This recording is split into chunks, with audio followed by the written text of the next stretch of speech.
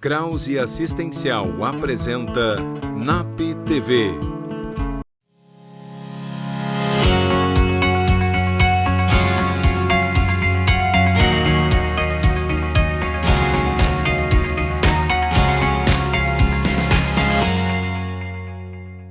No programa de hoje, vamos falar sobre doenças psicossomáticas com Diala Martins.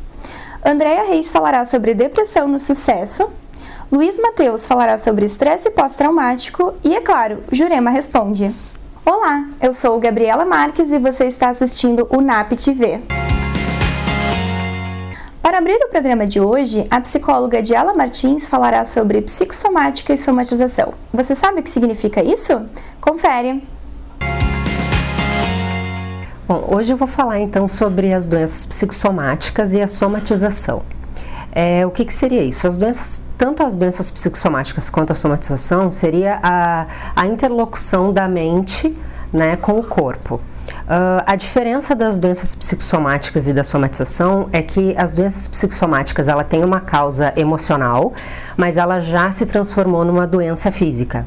Por exemplo, de estômago, uma gastrite com fundo emocional, uma diarreia, um problema intestinal, problemas na garganta, problemas de respiração, mas onde a causa é emocional. O médico faz o exame, existe a doença, mas a causa é emocional. Então tem que ser tratado tanto com o médico quanto com o psicólogo. A somatização, ela tem diferença no sentido de que a pessoa ela tem o sintoma físico, ela tem a sensação da doença, mas ela não tem a doença. Como, por exemplo, a síndrome do pânico. Tu tem taquicardia, tu tem sudorese, tu tem sensação de uma taquicardia, mas quando tu vai fazer os exames não tem a doença, né? Então, ela é algo somente emocional, então pode ser tratado simplesmente por um psicólogo. Porém, as duas, tanto a doença psicossomática quanto a somatização, ela tem que ser tratada como algo muito sério, né? Porque são muito provavelmente sofrimentos onde a pessoa segurou por muito tempo e foi para o físico, né? Então, não importa se já virou doença ou não, tem que ser tratado com o psicólogo na causa, né? Com o lado emocional disso, porque se ainda não se transformou numa doença, provavelmente pode se transformar, né? Então tem que ser tratado como algo muito sério. Então as doenças psicossomáticas, elas precisam ser tratadas com o psicólogo e com o médico, porque como já virou doença, né, a pessoa tem já uma gastrite, ela já tem um problema físico ou de coceira, tem várias doenças que são causadas, né, que podem ser psicossomáticas. Então aí já foi para o corpo, já virou doença, tem que ser tratado junto com o psicólogo. A causa é emocional, mas já virou físico. Quando é a somatização, é só a questão do sintoma. Então, como eu falei da taquicardia, né, da síndrome do pânico, aí não existe uma doença, existe só o sintoma, a causa é puramente emocional. Então aí pode ser tratado só com um psicólogo, com sessões de terapia, né, para ir trabalhando essas dores, essa causa, para que o efeito no corpo passe. Fama e sucesso nem sempre significam estabilidade emocional e felicidade. E é isso que a psicóloga Andréa Reis nos contará a partir de agora. Confira! Olá! Hoje vamos refletir um pouquinho sobre esse crescimento na mídia ou até em volta da gente em relação a pessoas bem-sucedidas, né, que encontraram o sucesso, principalmente aquelas que trabalham com humor, estarem desenvolvendo síndrome do pânico, depressão. De onde vem isso? E as pessoas perguntam, mas como? Alguém que tem tudo, alguém que já alcançou um sucesso, que tem 1 milhão de seguidores, né? Como é que essa pessoa chega ao ponto de se dar conta, né, que muitas vezes se usa esse termo, de que está depressivo, ou de que está com depressão? É interessante nós pensarmos assim, fazer uma leitura do fato. A maioria dessas pessoas, elas passaram por muitas dificuldades. Quando criança, dificuldades familiares, muitas até fome passaram, né? Tiveram que conter várias coisas que desejavam e não poderiam ter. Então isso foi fazendo com que elas fossem em busca para resolucionar esse problema, para resolver esse problema. Nessa busca, o que acontece? Eu tenho um foco lá na frente, é um desejo. Então eu coloco, a gente chama a cenourinha, né, lá na frente, e eu tô indo atrás dela. Então eu tenho esse foco e eu vou em busca dele. Então aquilo me aquece, aquilo me dá gás para que eu vá procurar sempre isso. Então eu tô sempre em busca de algo. Aí consegui ter um canal no YouTube. Aí esse canal vai crescendo. Ai, que bom, vai aumentando. Mas eu vou buscando mais, Daqui a pouco eu tenho um canal, eu tenho o carro que eu desejo, a casa que eu desejo, a esposa ou o marido que eu desejaria, ou daqui a pouco até um programa na Globo, enfim, eu tenho tudo já que eu precisaria. E aí eu me deparo com: qual é o meu foco lá na frente? Qual é a minha cenourinha? Manter o que eu tenho, tá tudo bem. Não é só isso. Porque muitas pessoas comentam, né? É porque não tenho mais o que buscar. Não. Neste momento, eu estou cheia e repleta em volta de mim. Estou totalmente preenchida em volta, mas internamente. Como que eu estou internamente? E aí, nesse momento, ao invés de eu olhar para fora, para buscar coisas fora, eu tenho que olhar para dentro de mim. E aí, de repente, eu descubro um vazio. Não tenho ali dentro nada. Não tenho nada dentro de mim que seja o suficiente para me preencher. E aí, quando eu me deparo com esse vazio, aí sim eu posso deprimir.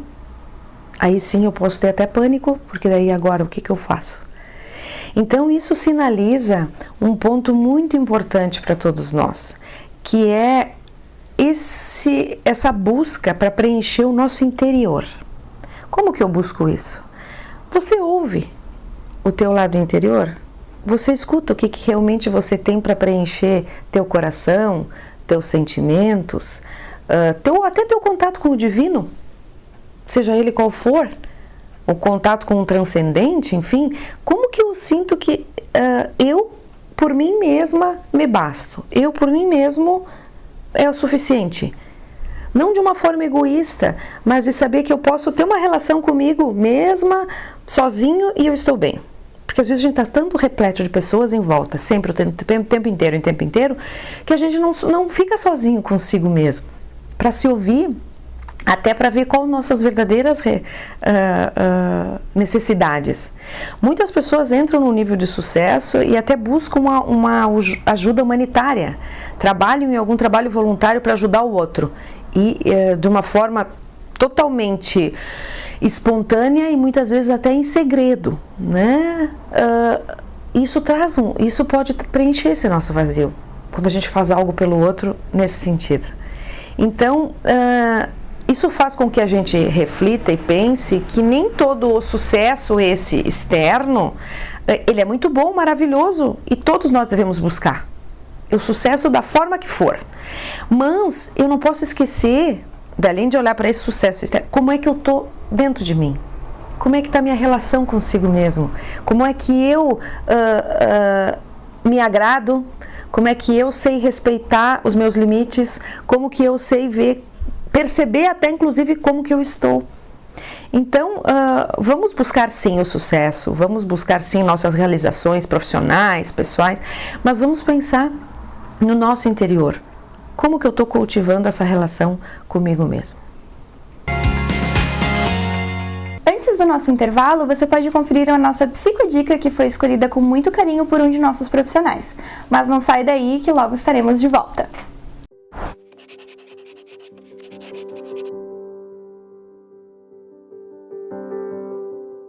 Olá!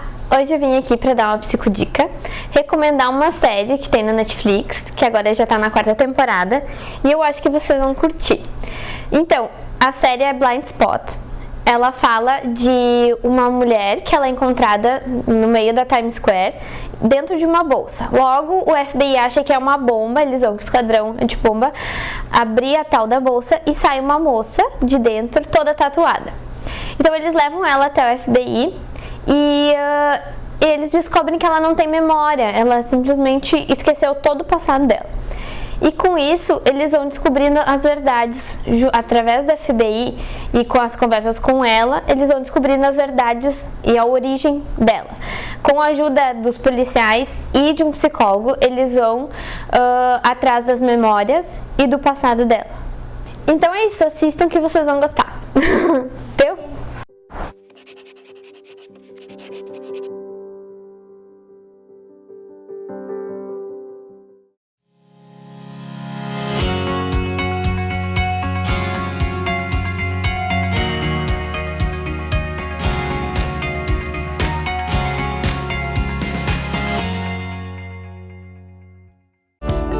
Exatos, uma empresa com os olhos voltados para o futuro, onde solidez e inovação caminham lado a lado, oferecendo através dos serviços contábeis os instrumentos necessários para a administração e a tomada de decisões estratégicas. Em constante evolução, com agilidade, transparência e respeito ao cliente, a Exatos atua em um amplo portfólio de serviços de gestão, formada por profissionais com vasta experiência nas áreas empresarial, contábil, fiscal, tributária e trabalhista. É comprometida com a ética e a evolução do seu negócio e motivada pela excelência. Engajada em diversos programas de qualidade, a Exatos mantém como filosofia a parceria no dia a dia com as empresas, não se restringindo apenas a cumprir burocraticamente os trâmites da contabilidade convencional, mas sim buscar a atualização constante e os melhores métodos para o crescimento eficiente e econômico dos seus clientes. Através de ações estratégicas de mercado, a Exatos passou a ampliar a sua estrutura, atendendo atualmente a empresas de várias cidades. Além disso, implementa diariamente práticas sustentáveis no seu dia a dia, gerando benefícios que vão além da conscientização e da preservação do meio ambiente. Com uma equipe unida e determinada, a Exatos desenvolve e realiza diversas ações socioambientais que beneficiam a comunidade onde está inserida.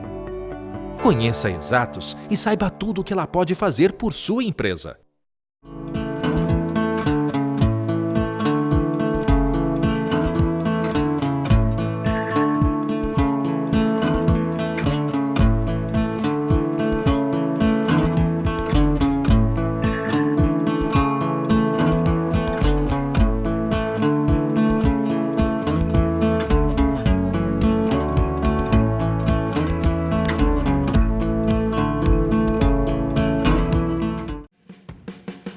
Domine essas ansiedades e fobias com a realidade virtual.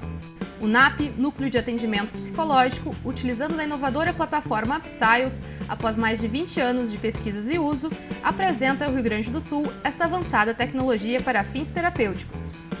Viva experiências virtuais com alto nível de realismo e monitoramento das constantes fisiológicas por biofeedback. De técnicas avançadas de relaxamento, concentração e mindfulness, até o tratamento de medos de avião, injeção, dirigir carros, altura, elevador, escuridão, falar em público, animais e tantos outros. Trate ansiedade, distração, estresse, pânico e transtornos alimentares com resultados duradouros em menor tempo, sempre com atendimento de um psicólogo especializado da equipe do NAP.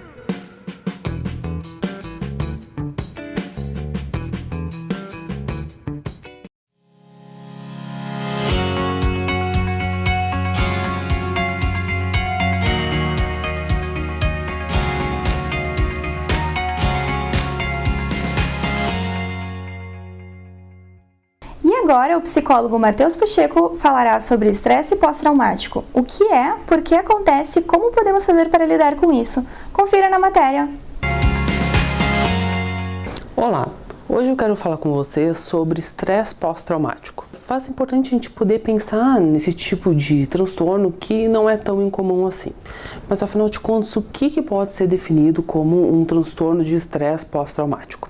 Bom, como o próprio nome já sugere, transtorno de estresse pós-traumático se refere a uma reação de estresse ocorrida após o trauma, ou seja, após um evento tido como traumático.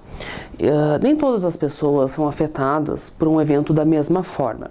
Isso vai depender de diversos aspectos, mas de um modo geral a gente pode pensar em algo que é bastante importante, que é a forma como esse acontecimento caiu para essa pessoa em questão. Ou seja, se é um acontecimento de alguma forma já esperado, ou se é um acontecimento que cai como algo que invade a vida dessa pessoa, algo que ela sequer podia pensar.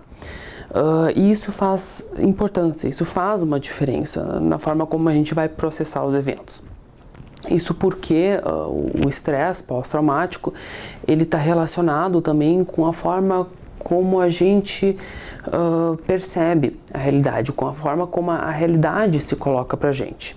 Se a gente for pensar no trauma em si, a gente poderia descrever ele como uma espécie de excesso de experiência, ou seja, uma experiência que por alguma razão ou ela é excessivamente pesada ou ela se atravessa excessivamente rápida, de uma forma excessivamente intrusiva na vida dessa pessoa.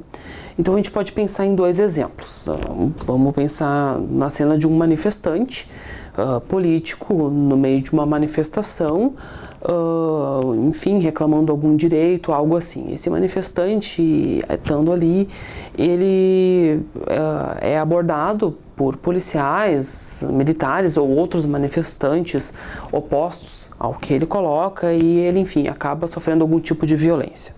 Esse manifestante, ele tem uma baixa probabilidade de desenvolver um estresse pós-traumático. Por quê? Porque naquela situação ele provavelmente já poderia esperar algum tipo de resistência, algo do gênero.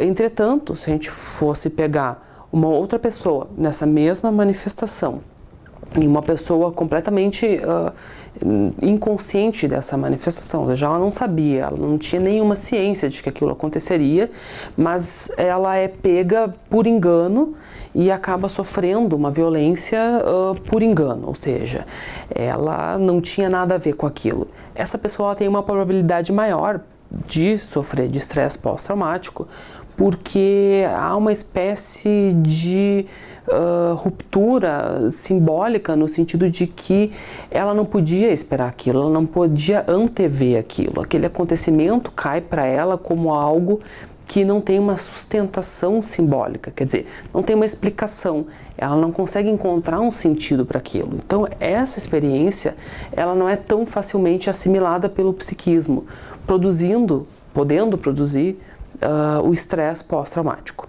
Bom, como sintoma principal e característico desse tipo de estresse, a gente poderia dizer que ele permanece invadindo o psiquismo da pessoa, ou seja, ela tem lembranças, memórias que são invasivas. Ela vivencia aquela cena que a traumatizou de uma forma que ela não consegue controlar. Quer dizer, são sonhos, são pensamentos, são sensações relativas àquele acontecimento que a tomam sem que ela possa fazer qualquer coisa a respeito daquilo e que acabam trazendo para ela todo o estresse, né, uma reação de estresse semelhante à que ela viveu naquele acontecimento. O tratamento desse tipo de transtorno ele pode ser feito e é indicado que seja feito com uma combinação de uma via medicamentosa, então necessitando o auxílio de um psiquiatra, combinado com a psicoterapia, então com um psicólogo, para que possa tratar essa situação e resolver ela o mais rápido possível.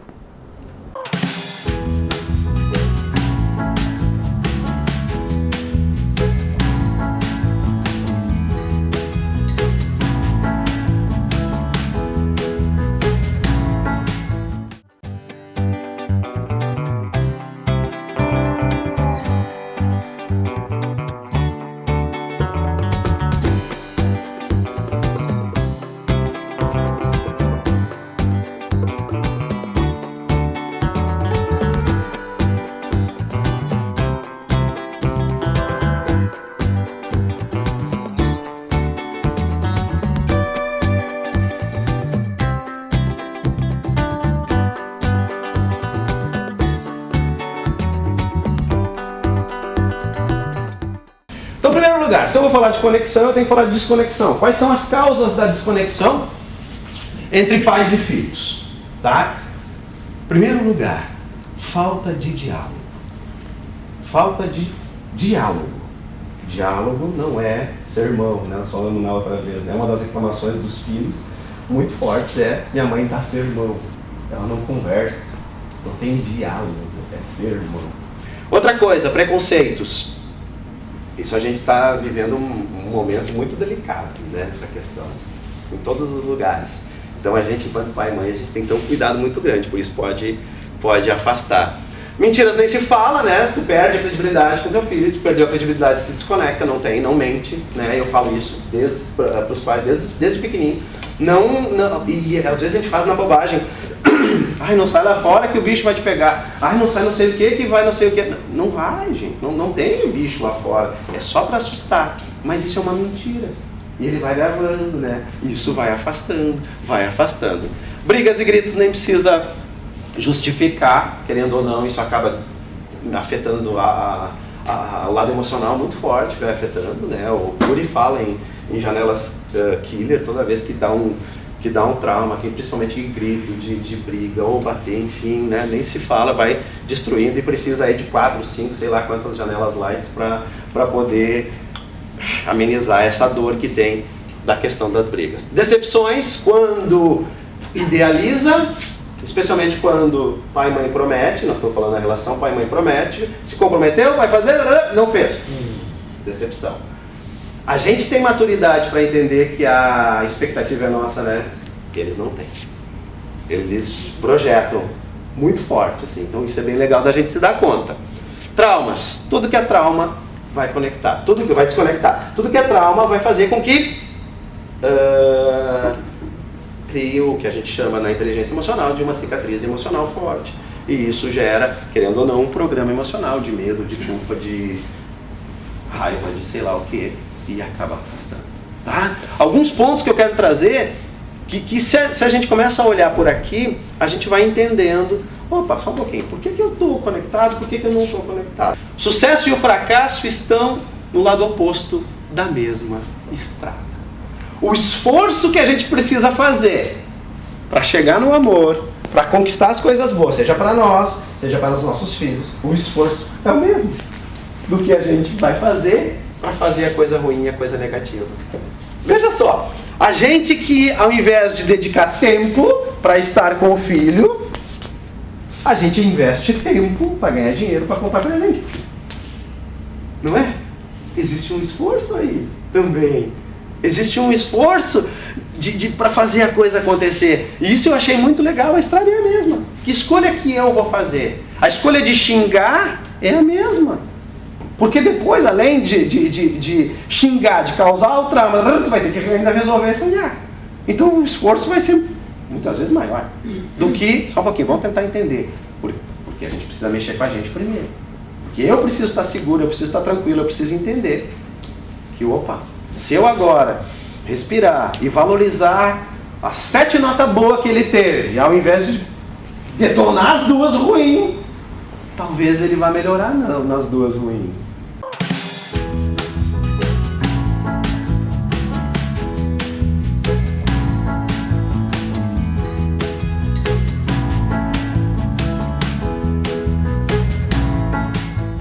Ai, essa Jurema, virei fã dessa Jurema que fala sobre psicologia com bom humor e praticidade. Confira aí, o Jurema Responde.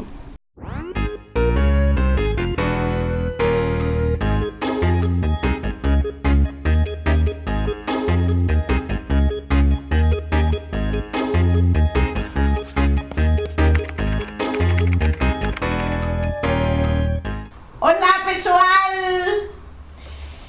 Aqui veio outra pergunta. Eu gosto que vem bastante pergunta de mãe querendo saber dos filhos querendo saber das mães. Legal isso, acho que é bom sim, porque às vezes não tem com quem conversar.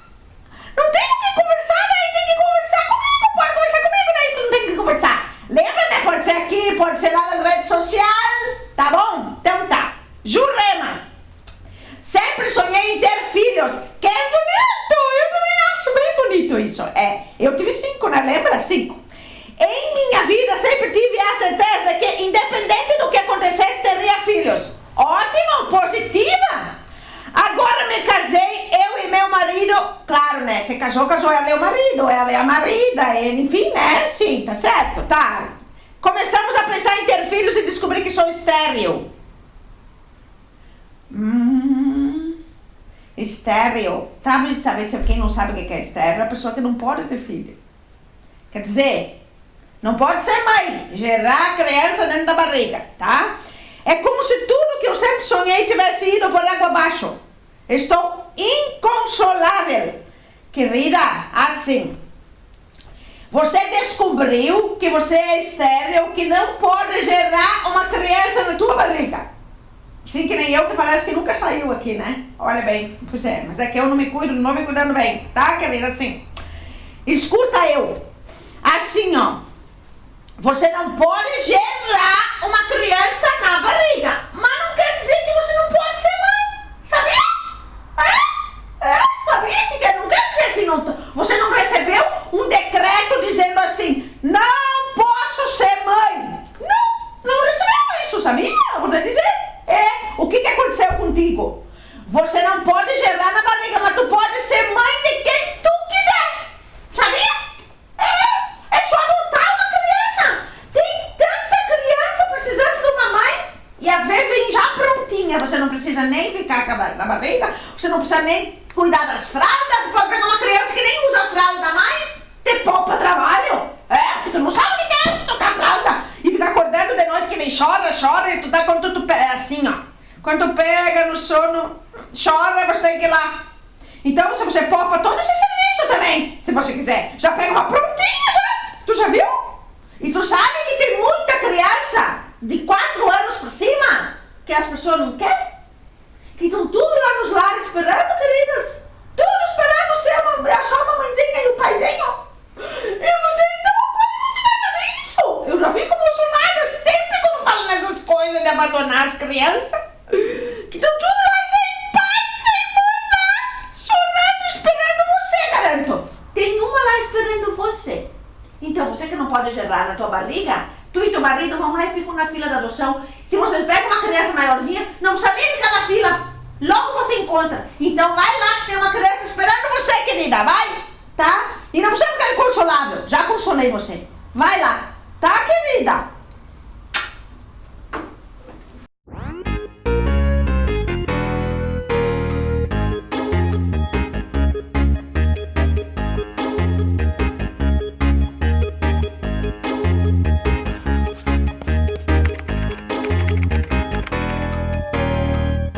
O programa de hoje está terminando, mas você pode seguir com a gente através do Facebook e do YouTube. Ou ainda, você pode nos mandar uma mensagem ou um e-mail comentando sobre o que você gostaria de ouvir aqui no programa. Você fica agora com a programação da Vale TV. A gente se encontra no próximo programa. Até lá! Krause Assistencial apresentou NAP TV.